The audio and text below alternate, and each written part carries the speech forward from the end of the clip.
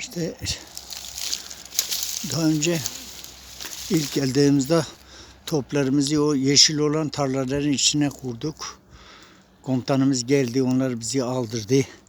İşte tam şuradaki gidip bu ağaçın, oradaki zeytin ağacın diplerine geldik. İşte orada şu ağaç. İşte buralar bizim mevzilerimiz idi tamamıyla. Bizi buraya aldı. Sonra ikinci hareket başlayınca toplar işte bu aşağı yeşil tarlalara düştüler. Bizim de orada tarlalar arasında en az 80-100 metre vardır. Tabii o zaman mevzilerimiz var idi. İşte ondan işte kurtulduk. İşte burada tam birebir savaştığım yer.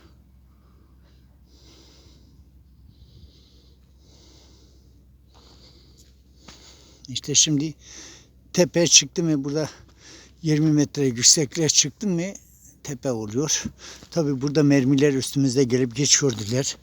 İşte 80 metre yukarısında bir arkadaşım da şehit oldu.